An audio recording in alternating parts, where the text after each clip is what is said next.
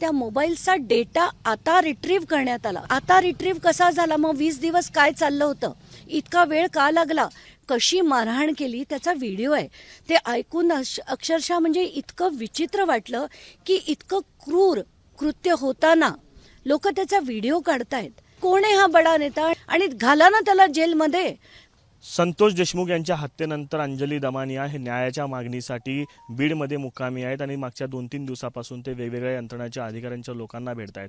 आज त्यांनी जिल्हाधिकाऱ्यांची भेट घेतलेली आहे आणि राज्य उत्पादन शुल्क विभागाच्या अधीक्षकांना देखील त्यांची भेट घेतलेली आहे. मॅडम, तुम्ही वेगवेगळ्या यंत्रणांच्या अधिकाऱ्यांना जाऊन भेटतायत, त्यांना प्रश्न विचारतायत, नेमकं काय बोलणं होतं? जिल्हाधिकाऱ्यांना काय म्हटलं होतं आणि अधीक्षकांना काय भेट झालेली तुमची? कसं आहे की मला पूर्ण बीडमध्ये किती बार लायसन्सेस आहेत याची माहिती हवी होती. त्यात गंगाखेडला जो एक मोठा गणेश कन्स्ट्रक्शन यांचं एक जो मोठं काम चालतं स्टोन क्रशिंगचं वगैरे, त्याची माहिती हवी होती. त्या व्यतिरिक्त वाल्मिक कराड यांना त्यांच्या सुटकेसाठी अनेक सरपंचांकडनं आता दम देऊन केली आहेत, कशी केली आहेत माहीत नाही, पण खूप ॲप्लिकेशन्स जिल्हाधिकारी कार्यालयाकडे आली होती आणि त्याच्यात त्यांनी खंडणीचा गुन्हा हा चुकीचा आहे आणि ते एक समाजसेवक आहेत असं सांगून ते ॲप्लिकेशन्स त्यांच्याकडे पाठवली गेली होती. तर पाटोद्यातनं 3 आली होती. तर त्याच्यापैकी आता परळीतून आणि केजमधून किती ॲप्लिकेशन्स आली आहेत त्याची माहिती आणि ती ॲप्लिकेशन्सच्या कॉपी ह्या आम्ही त्यांच्याकडे मागितल्या. त्या व्यतिरिक्त बरेचसे इतरही डिटेल्स आम्ही त्यांच्याकडनं मागितले. तर मला त्यांना 3 प्रश्न विचारायचे होते, पण जिल्हाधिकारी म्हणाले की त्यांना मला एक प्रश्न विचारायचा होता. त्यांना असं वाटत होतं की मी हा 1222 जे बंदुकांचे परवाने आहेत ते चुकीच्या पद्धतीने दिले आहेत असं माझं म्हणणं होतं. मी त्यांना क्लिअरली सांगितलं की ते चुकीच्या नाहीत, 1222 कसे दिले गेले याची चौकशी व्हावी आणि त्यानंतर त्याच्यात काडतुसं किती होती आणि आज किती आहेत याची चौकशी व्हावी. अनधिकृत परवाने किती आहेत त्याची चौकशी व्हावी आणि एका ठिकाणी एका गावामध्ये एक गुंड मोठ्या प्रमाणावर, म्हणजे तिथे आम्हाला जे मेसेजेस येतात त्याच्यापैकी एका ह्याच्यात त्यांनी म्हटलं की ते मुलींना उचलतात, घरात आईवडिलांदेखत मुलींना उचललं जातं. या माणसाचे कोयत्याचे फोटोसुद्धा आम्ही त्यांना दाखवले आणि दिले. तर याच्यावर कारवाई व्हावी म्हणून आम्ही कलेक्टरांना भेटलो. त्यानंतर आम्ही सुप्रिटेंडंट एक्साईज ते म्हणाले आम्ही त्या लायसन्सेसची बार लायसन्सेसची कॉपी तुम्हाला मागवून देतो. मी म्हटलं तसं नाही, आम्ही सुप्रिटेंडंट एक्साईज ऑफिस कुठे आहे आम्हाला सांगा, आम्ही तिथे जाऊन घेतो. म्हणून आज आम्ही आत्ता इथे लायसन्सेस घ्यायला त्याचं ॲप्लिकेशन दिलं आहे. ते आल्यानंतर बडे खुलासे होतील. तर खूपच गंभीर परिस्थिती आहे सगळी, एवढंच म्हणावंसं वाटतंय.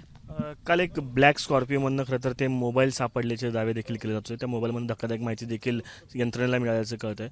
आपण देखील त्या संदर्भात बोललेला होता. नेमकं काय माहिती आपल्यापर्यंत पोहोचली? त्या मोबाईलमधनं काय डेटा रिकवर होतोय?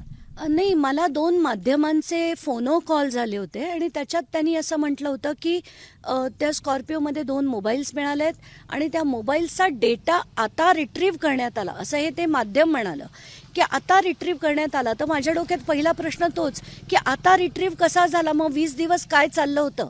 इतका वेळ का लागला? 2 तासाचं काम नाही मोबाईलमधला डेटा रिट्रीव्ह करणं. तर डेटा रिट्रीव्ह झाला असेल तर त्याच्यातनं म्हणे व्हिडिओज मिळाले की त्यांना संतोष देशमुखांना कशी मारहाण केली त्याचा व्हिडिओ आहे. ते ऐकून अक्षरशः म्हणजे इतकं विचित्र वाटलं की इतकं क्रूर कृत्य होताना लोक त्याचा व्हिडिओ काढतायत. किती दुःखद आहे हे सगळं. आणि त्यानंतर असंही म्हटण्यात आलं की त्याच्यात एका बड्या नेत्याचं नाव होतं. तर कोण आहे हा बडा नेता आणि हे का आपण गोल गोल फिरतोय? का आपल्याला सरळ सरळ सांगण्यात येत नाही आहे की तो बडा नेता आहे तर कोण आहे आणि घाला ना त्याला जेलमध्ये. आता हे बास झालं. आता लोकांना, जनतेला त्रास देणं आणि हे गेम्स करणं, तुमचं राजकारण करणं आता बास झालं. आता सांगा लोकांना कोण आहे तो. तुम्ही खरं तर कालपासून सत्यशोधक आंदोलनाला सुरुवात केली होती. जिल्हाधिकारी कार्यालयासमोर तुम्ही बसणार होतात.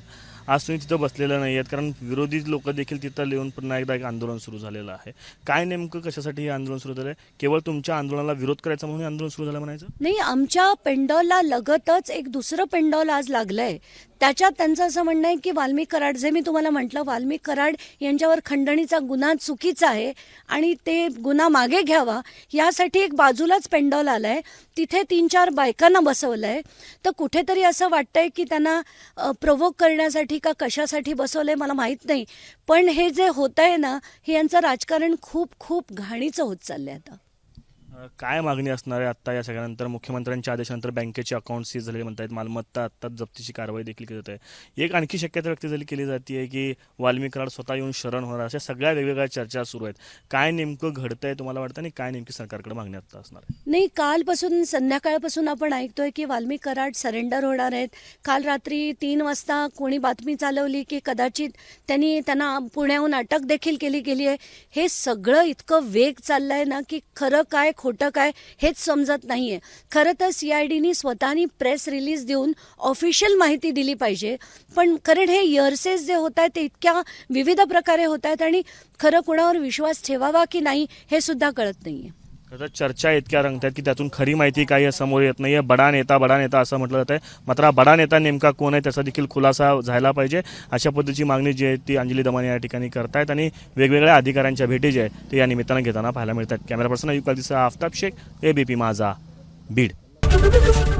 ABP माझा, उघडा डोळे बघा नीट.